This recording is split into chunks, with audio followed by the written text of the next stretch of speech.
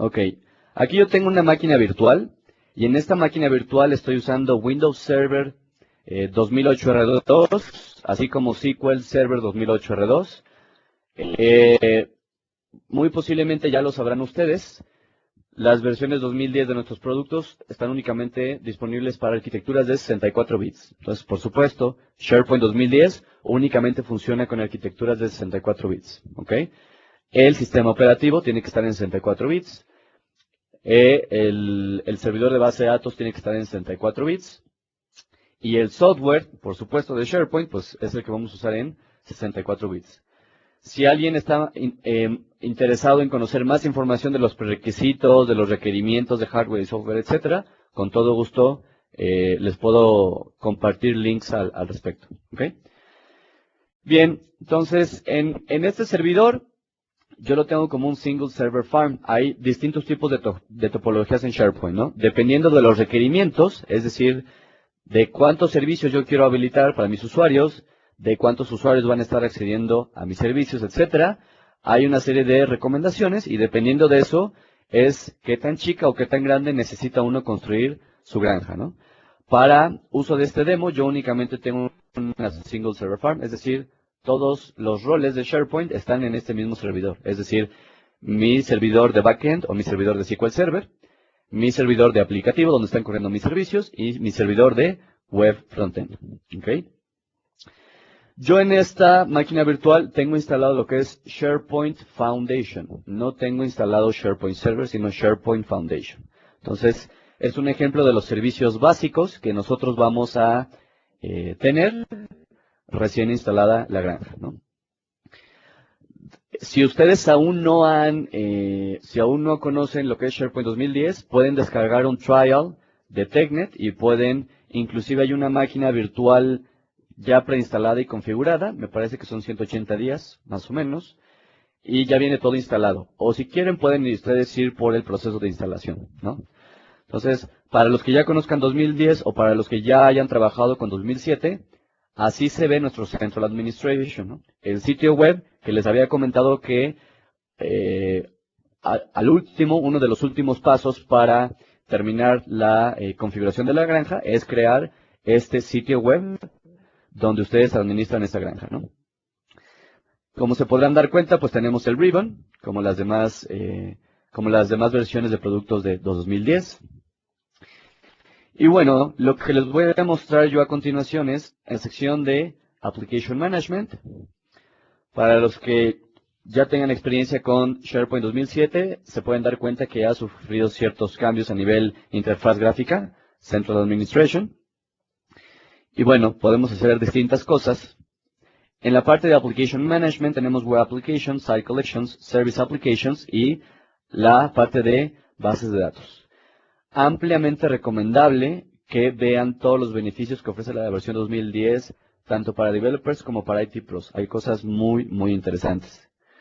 Bien, me voy a la sección de Manage Service Applications.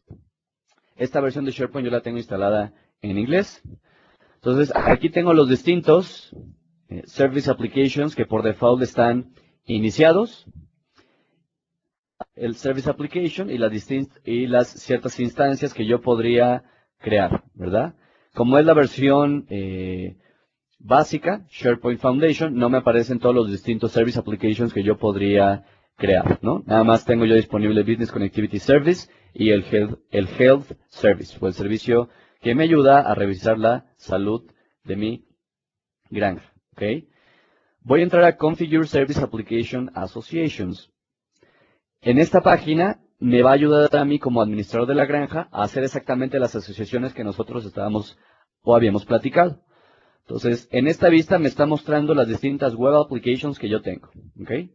Del lado izquierdo tengo yo las web applications con el service application. Entonces, tengo yo dos web applications. Tengo una web application que se llama SharePoint 80, usando esta URL, y tengo otra web application que se llama SharePoint 12345.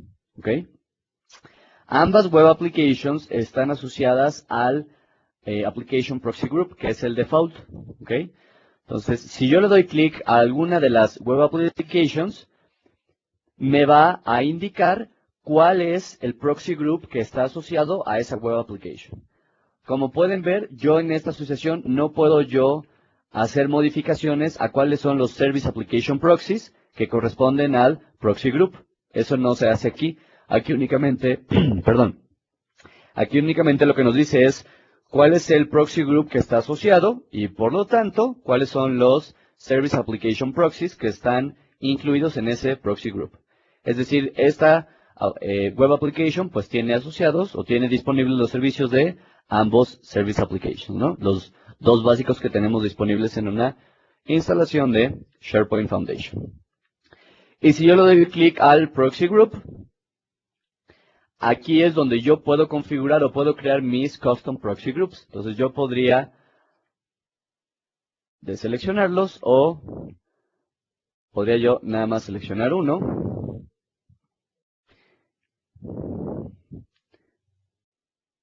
Y ahí se ve como ya únicamente está asociada ambas web applications al proxy group, donde únicamente está disponible este application proxy.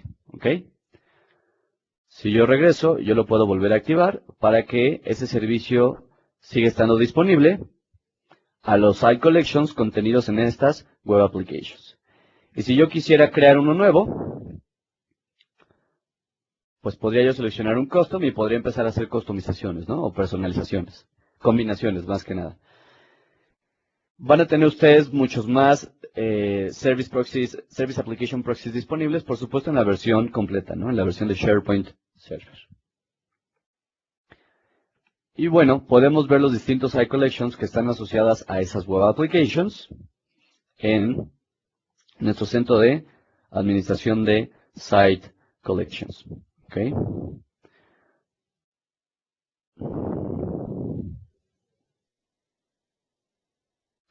Entonces, de esta forma podemos ver, ya que vimos cuáles son las distintas asociaciones de los Service Applications a esta Web Application, cuáles van a ser los distintos sitios que van a tener disponibles esos servicios. Muy bien, vamos a regresar a nuestra presentación.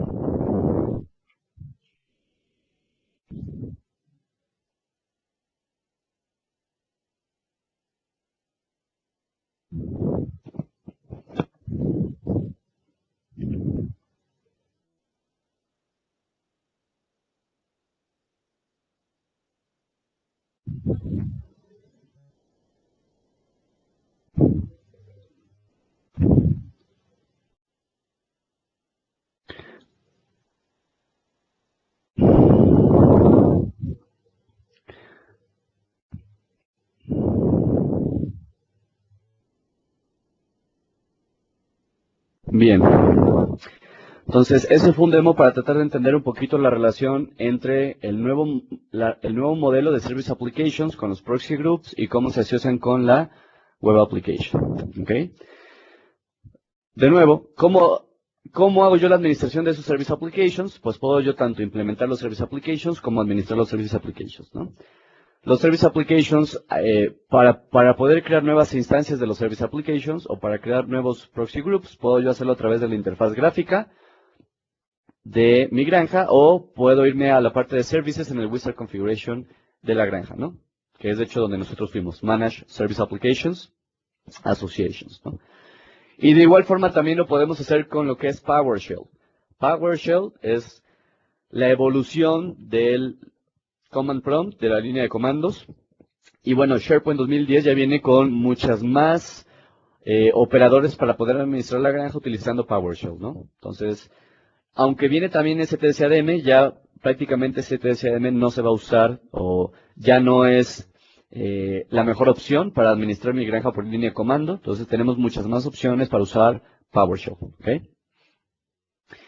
Bien, y bueno, para administrar las asociaciones, pues a través del link donde nosotros entramos, ¿no? El de administrar servicios de aplicación o Manage Service Applications, ¿de acuerdo? Bien, ahora un concepto sumamente interesante, el último tema que comentábamos en la agenda, ¿ok?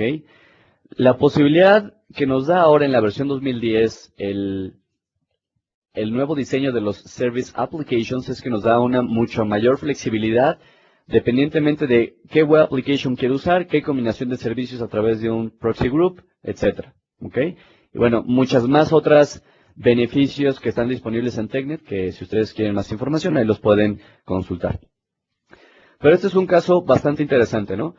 ¿Cómo hacíamos nosotros para hacer una distribución o una separación lógica en SharePoint 2007?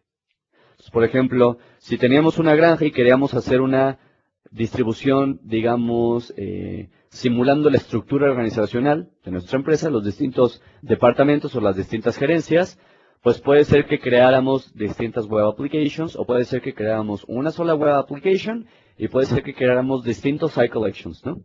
Una buena práctica era crear distintos site collections y cada site collection asociarlo a su propia base de datos para que cada site collection tuviera una separación física, ¿verdad? Una distribución física por cada base de datos, ¿no?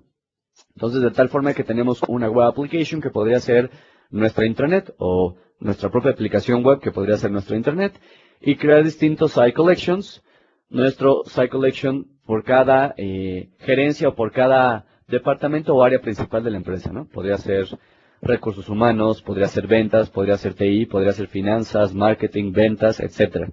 Y cada uno de ellos crear distintas bases de datos, ¿no? Pero ¿qué es lo que pasa? ¿Qué es lo que pasa con ese modelo? Si nosotros pensamos a nivel crecimiento, si estamos definiendo cada site collection por una base de datos y queremos crecer, puede llegar a ser, no necesariamente, pero puede llegar a ser a que empecemos a crear bases de datos, cada vez más bases de datos, ¿ok? La administración va a ser más complicada, más tediosa, y por supuesto también los recursos que vamos a necesitar para administrar esas distintas bases de datos, indexamiento, etcétera, etcétera, se puede llegar a complicar, ¿ok? De por sí, cada SSP que nosotros creamos en la versión anterior en SharePoint 2007 nos creaba 3 bases de datos, ¿ok? Para poder administrar los distintos servicios. Ahora, cada servicio va a tener su base de datos e inclusive algunos servicios que se les va a crear más de una base de datos, ¿no? Entonces, en efecto, vamos a tener más bases de datos que administrar ahora en 2010, ¿ok? Para ello, se ha generado una nueva modalidad que es multi-tenancy, ¿ok? ¿Qué significa un tenant o un tenancy? Un tenant es la representación lógica de una entidad de negocio. Entonces, imaginen ustedes esa distribución física en distintas bases de datos y por supuesto en distintas bases de datos pues tenían la segmentación física, ¿verdad? A nivel seguridad, con, la información contenida en distintas bases de datos con mejores prácticas de seguridad. Imagínense ese escenario, nada más que en una base de datos teniendo una distribución lógica de esa información. Entonces, en una misma base de datos, de forma lógica, ustedes podrían manejar una segmentación por distintas compañías. Piensen en el esquema como lo hacen actualmente los proveedores de hosting, ¿no? Hay muchos proveedores de hosting que ofrecen hosting de SharePoint, por ejemplo, y ellos hacen algo similar. Ellos crean sitios de SharePoint y los asocian a sus bases de datos, ¿no? Dependiendo de qué tan automatizado sea el proceso que tengan.